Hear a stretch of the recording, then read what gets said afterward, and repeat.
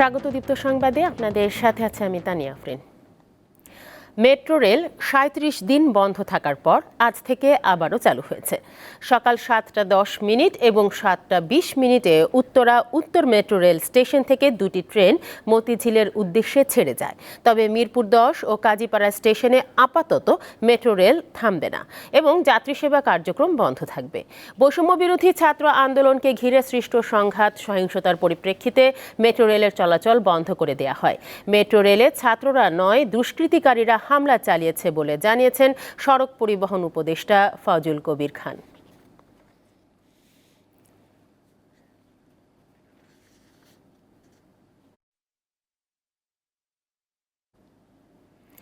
দর্শক, মেট্রো রেলের খবর জানাতে কারওয়ান বাজার স্টেশন থেকে যুক্ত হচ্ছেন সহকর্মী তানভীর খন্দকার।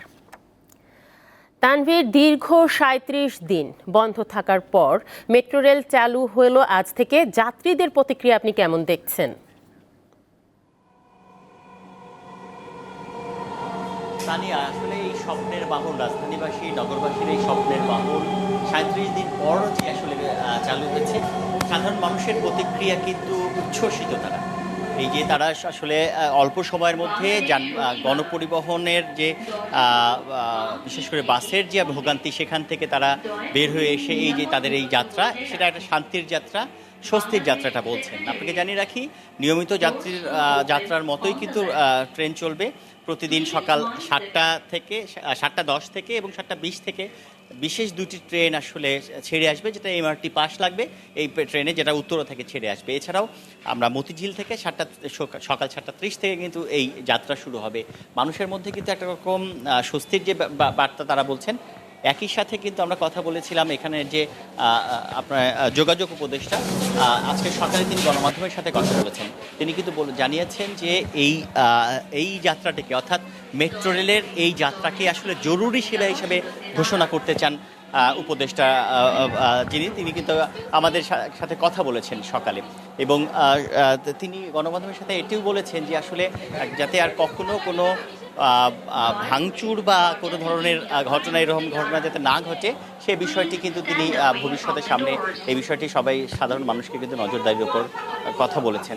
আর আপনাকে আরেকটি বিষয় জানাতে চাই তানিয়া, যে মানুষের মধ্যে যে উচ্ছ্বাস, সেই উচ্ছ্বাস সকাল থেকেই আমরা এখন মতিঝিল থেকে উত্তরাগামী ট্রেনটিতে এখানে উঠেছি এবং সেখানে আমরা দেখতে পাচ্ছি যে একটু প্রতিটি স্টেশনে মানুষ কিন্তু আসছেন।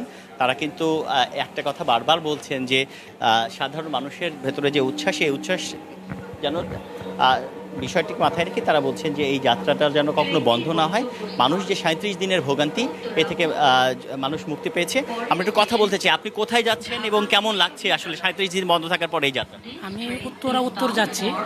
এতদিন আমি সবসময় মেট্রো রেল ব্যবহার করতাম এর আগে, কিন্তু বৈষম্য ছাত্র আন্দোলনে ক্ষতিগ্রস্ত হওয়াতে এটা বন্ধ করে দেয়। কিন্তু খুবই ভালো লাগছে যে এই অন্তর্বর্তীকালীন সরকার যে অল্প সময়ের মধ্যে এবং অল্প বাজেটের মধ্যে এটা কমপ্লিট করে আজকে আবার শুরু করেছে। আপনি যদি বলতেন যে কোথায় যাচ্ছেন, সময় আসলে স্বস্তির যাত্রা হচ্ছে কিনা? জি, আসসালামু আলাইকুম। আমি কারওয়ান বাজার যাচ্ছি আমার কলেজে। তো অনেকদিন বন্ধ ছিল মেট্রো রেলের কারণে, আমার যাতায়াতে একটু সমস্যা হয়েছিল। এখন অনেকদিন পর আজকে আবার উঠতেছি, ভ্রমণ করতেছি। মানে বিষয়টা খুবই ভালো লাগতেছে। আর বিষয়টা হচ্ছে যে মানে খুবই অল্প সময়ের মধ্যে কিন্তু জিনিসটা যেতে পারছি। মানে তানি, আপনি যেমনটি শুনছিলেন, আসলে এই যে স্বস্তির যাত্রা, এই যাত্রাটা যেন আসলে জরুরি সেবা হিসেবে যে যোগাযোগ উপদেষ্টা আজকে ঘোষণা দিলেন গণমাধ্যমের সামনে, এই সেবাটাকে জরুরি সেবা হিসেবে ঘোষণা করা, সেটিকে তারা অবশ্যই বাস্তবায়ন চান এবং পরবর্তীতে এই কোনো ধ্বংসাত্মক কার্যক্রম, ভাঙচুর বা অগ্নিকাণ্ডের মতো কোনো ঘটনা রাষ্ট্রায়ত্ত বা রাষ্ট্রের যে সম্পদ, সেগুলোতে যেন না ঘটে, সেগুলোতে যেন এই ধরনের ক্ষতি শিকার না হয়, এই বিষয়টি কিন্তু বারবার বলছেন এখানকার যাত্রীরা। তো আমার কাছে এই ছিল তানিয়া এখানকার সবশেষ তথ্য। মতিঝিল থেকে মেট্রো রেল স্টেশনের খবর জানাচ্ছিলেন আমাদের সহকর্মী তানভীর খন্দকার। অতিরিক্ত পানির চাপের কারণে রাঙামাটির কাপ্তাই বাঁধের 16টি গেট 6 ইঞ্চি করে আজ সকালে খুলে দেওয়া হয়েছে। এ বিষয়ে জানাতে যোগ দিচ্ছেন সহকর্মী মিশু। 16টি গেট খুলে দেওয়ার পর পরিস্থিতি কেমন দেখছেন সেখানে, আর কতদিন পর্যন্ত গেটগুলো খুলে রাখা হতে পারে? প্রশাসন কি বলছে এই বিষয়ে?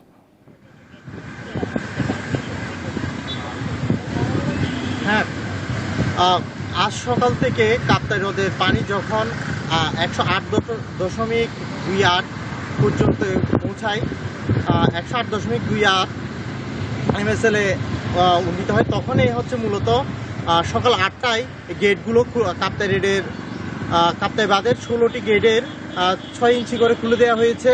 কাপ্তাই বাঁধের মূলত ধারণ ক্ষমতা 109 MSL পর্যন্ত পানি, কিন্তু 108 যখন অতিক্রম করেছে তারপরেই হচ্ছে মূলত কাপ্তাই বাঁধের 16টি গেটে 6 ইঞ্চি করে খোলা হয়েছে।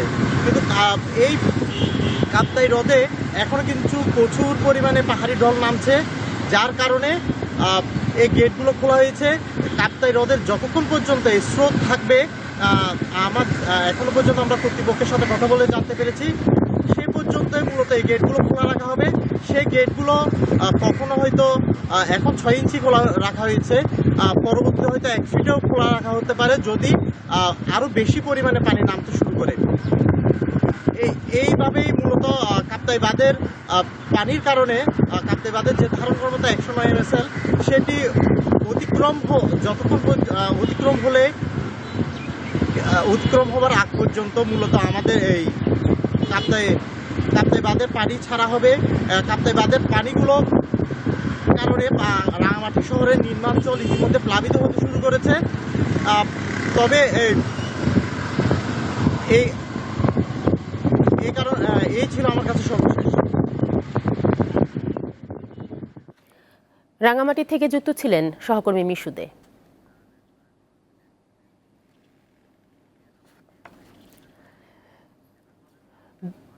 বন্যার কারণে কুমিল্লা, ফেনী, নোয়াখালী সব জায়গায় রয়েছে পানিবন্দী মানুষ। সেখানকার এখন আমরা যাচ্ছি নোয়াখালীতে। নোয়াখালী থেকে যুক্ত হচ্ছেন আমাদের সহকর্মী রিফাত। রিফাত, আপনি শুনতে পাচ্ছেন আমাকে? রিফাত, প্রত্যন্ত অঞ্চলে এখনও উদ্ধার ও ত্রাণ সরবরাহ ব্যাহত হচ্ছে আমরা যতটুকু জানতে পেরেছি, এবং জলযানের অভাবে মূলত এই কাজটি হচ্ছে। সেক্ষেত্রে প্রশাসন ও উদ্ধারকারী দলরা কি পদক্ষেপ গ্রহণ করেছে এখন পর্যন্ত? তানিয়া, আসলে বন্যা পরিস্থিতির কথা এবং কি উদ্ধার তৎপরতার কথা যদি বলি, আপনি জানেন যে গেল 2 দিন থেকে নোয়াখালীর আকাশে সূর্য দেখা দিলেও কিন্তু এর পরে কিন্তু পানি নামা শুরু করে দিয়েছে। কিন্তু গতকাল রাত্রে ভারী বর্ষণের কারণেই কিন্তু আসলে 1.5 থেকে 2 ফুট পানি উঠে গেছে। যারা পানি কমার কারণে কিন্তু তাদের বাসস্থানে যাওয়া শুরু করেছিল, তারা কিন্তু আজ ভোর থেকেই আবার বিভিন্ন আশ্রয় কেন্দ্রে কিন্তু যাওয়া শুরু করেছে। আপনি অবশ্য আমার পিছনে দেখতেই পাচ্ছেন, এখানে লম্বা সিরিয়ালে দাঁড়িয়ে আছে আসলে যারা গতকালকে পানি নামার সাথে সাথেই কিন্তু বাসা যাওয়ার একটা প্রস্তুতি নিয়েছিল। কিন্তু ভোর নাগাদ যখন ভারী বর্ষণ হয় তখন পানির উচ্চতা প্রায় 1.5 থেকে 2 ফিট আরো বাড়তে থাকে। তখনই কিন্তু আবার নতুন করে আশ্রয় কেন্দ্রে আসার চেষ্টা করছেন বিভিন্ন পানিবন্দী মানুষ। আপনারা জানেন যে নোয়াখালীর 9টি উপজেলা, 8টি উপজেলায় কিন্তু প্রায় 20 লক্ষাধিক মানুষ পানিবন্দী রয়েছে। আর এদেরকে ত্রাণ সহযোগিতা করার জন্য কিন্তু বিভিন্ন স্বেচ্ছাসেবী সংগঠন বা জেলা প্রশাসনের পক্ষ থেকে যে ত্রাণগুলো দেওয়া হচ্ছে সেগুলো কিন্তু আসলে পর্যাপ্ত না। তার পাশাপাশি বিশেষ করে নোয়াখালীর মধ্যে সবচেয়ে বেগমগঞ্জ উপজেলা, আসলে যেহেতু এটি উপকূলীয় অঞ্চল না, সেক্ষেত্রে কিন্তু এখান থেকে পানিও নামছে না। অনেকগুলো ত্রাণের গাড়ি কিন্তু রাস্তায় অপেক্ষমান রয়েছেন, তারা ত্রাণ দিতে পারছেন না, পর্যাপ্ত পরিমাণ নৌকাও হচ্ছে না।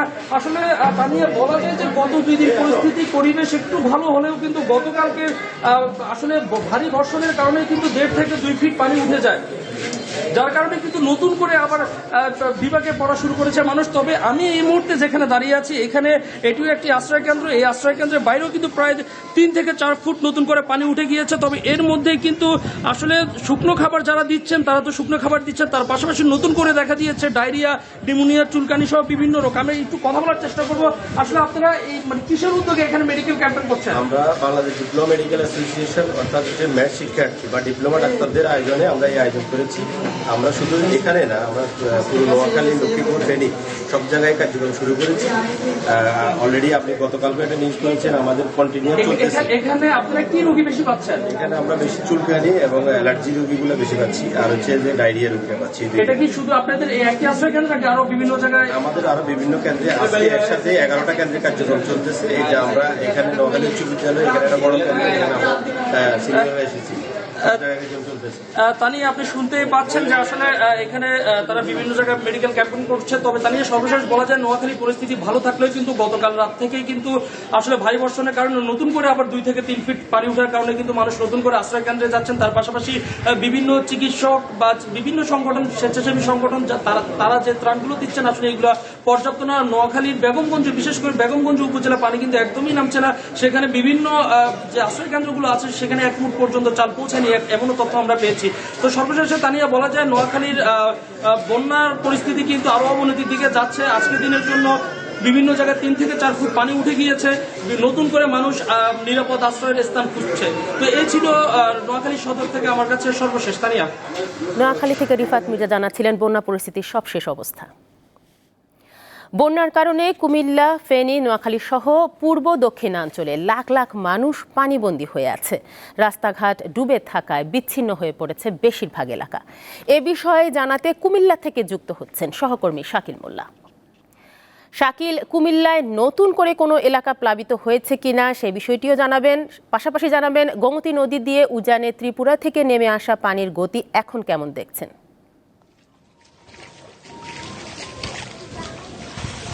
জি, আজকে কিন্তু আমরা দেখেছি যে বুড়িচং এবং ব্রাহ্মণপাড়ার আরো কিছু নতুন এলাকা প্লাবিত হয়েছে। বন্যার পানি কিন্তু বেরিয়ে চলেছে। বুড়িচং এবং ব্রাহ্মণপাড়া সদর থেকে সবকটি ইউনিয়ন কিন্তু বিচ্ছিন্ন হয়ে পড়েছে এবং সড়ক যোগাযোগের কিন্তু সম্পূর্ণভাবে বিচ্ছিন্ন হয়ে গেছে। বলা যায় যে বুড়িচং এবং ব্রাহ্মণপাড়ার সাথে সদর থেকে ইউনিয়নগুলোর বাহার আর যোগাযোগ বিচ্ছিন্ন হয়ে গেছে। একমাত্র যোগাযোগের ব্যবস্থা রয়েছে নৌকা, যে কারণে কিন্তু মানুষ আটকা পড়েছে। আমরা সময় যত যাচ্ছে নতুন নতুন এলাকা প্লাবিত হওয়ার খবর কিন্তু পাচ্ছি। তার সাথে সাথে এই 2 উপজেলার আর বন্যার আর পানি কিন্তু বেড়েই চলেছে। আর এখন দেখছি যে আমরা কিছুটা বৃষ্টির সম্ভাবনা দেখা দিয়েছে। বৃষ্টির সম্ভাবনা আর থাকার কারণে কিন্তু দুর্ভোগ আরো বেড়ে গিয়েছে। অন্যদিকে কুমিল্লার গোমতীর যে ভারত থেকে নেমে আসা পানি সেটি কিন্তু কমতে শুরু করেছে। তবে এখনো কিন্তু বিপদসীমার 92 সেন্টিমিটার উপর দিয়ে প্রবাহিত হচ্ছে। পাশাপাশি আমি যদি আপনাকে ফেনীর বন্যা পরিস্থিতির কথা বলি, যে ফেনী সদর থেকে সব কয়টি উপজেলা কিন্তু বিচ্ছিন্ন হয়ে ফেনী কিন্তু একটি বিচ্ছিন্ন দ্বীপে পরিণত হয়েছে। আমরা জানতে পেরেছি যে মোবাইল সংযোগ এবং বিদ্যুৎ না থাকার কারণে কিন্তু যোগাযোগ করা যাচ্ছে না। পাশাপাশি কিছু গুজব কিন্তু ছড়ানো হচ্ছে, যেহেতু মোবাইল নেটওয়ার্ক বন্ধ রয়েছে। বিশেষ করে প্রবাসী যারা আছে তাদের পরিবার কিন্তু আতঙ্কগ্রস্ত রয়েছে। তাদের পরিবারের কি অবস্থা সেই যোগাযোগ কিন্তু না করতে পারে প্রবাসীরাও দুশ্চিন্তা পড়েছে। পাশাপাশি যারা আটকা পড়েছে তারাও কিন্তু দুশ্চিন্তার মধ্যে রয়েছে। ফেনী জেলা প্রশাসনের পক্ষ থেকে কিন্তু বলা হয়েছে যে যারা আটকা পড়েছে তাদের সাথে যোগাযোগের চেষ্টা করা হচ্ছে। আমরা দেখেছি গতকালকেও কিন্তু হেলিকপ্টারে করে বিভিন্ন বাসাবাড়ির ছাদ থেকে অসুস্থ যারা রয়েছে এবং বয়োবৃদ্ধ এবং শিশু যারা রয়েছে তাদেরকে অগ্রাধিকার ভিত্তিতে কিন্তু অন্যত্র সরিয়ে নিতে আমরা দেখেছি। বলা হচ্ছে যে যেই পরিবারগুলো এখনো পানিবন্দী অবস্থায় রয়েছে তাদের সাথে যোগাযোগ করা যাচ্ছে না। এই বিষয়ের জন্য কিছুটা ধৈর্য ধরার জন্য কিন্তু জেলা প্রশাসনের পক্ষ থেকে বলা হচ্ছে। তবে পর্যাপ্ত ত্রাণ সামগ্রী কিন্তু ফেনীতে এসেছে বিভিন্ন স্বেচ্ছাসেবী সংগঠন এবং সরকারিভাবে, কিন্তু যোগাযোগ বিচ্ছিন্ন থাকার কারণে, পর্যাপ্ত নৌকা না থাকার কারণে, আমরা যে বিষয়টি বারবারই বলছি যে পর্যাপ্ত নৌকা না থাকার কারণে কিন্তু অনেক জায়গায় ত্রাণ সামগ্রী নিয়ে পৌঁছানো যাচ্ছে না। তবে ফেনীর পানি কিছুটা কমতে শুরু করেছে, এখনো কিন্তু বিপদ সীমার অনেক উপরে রয়েছে। এই ছিল আমার কাছে কুমিল্লা এবং ফেনী অঞ্চলের বন্যার সর্বশেষ আপডেট। কুমিল্লা থেকে বন্যা পরিস্থিতির খবর জানাচ্ছিলেন শাকিল মোল্লা। এবার অন্যান্য প্রসঙ্গ। সাবেক বস্ত্র ও পাট মন্ত্রী গোলাম দস্তগীর গাজীকে গ্রেফতার করেছে গোয়েন্দা পুলিশ। গত রাতে রাজধানীর শান্তিনগরের বাসা থেকে তাকে গ্রেফতার করা হয়। তবে কোন মামলা তাকে গ্রেফতার করা হয়েছে তা এখনও নিশ্চিত করেনি পুলিশ। গোলাম দস্তগীর এখন ডিবি কার্যালয়ে রয়েছেন। নারায়ণগঞ্জের রূপগঞ্জ থানায় শেখ হাসিনা ও গোলাম দস্তগীর গাজী সহ 105 জনের নামে একটি হত্যা মামলা রয়েছে।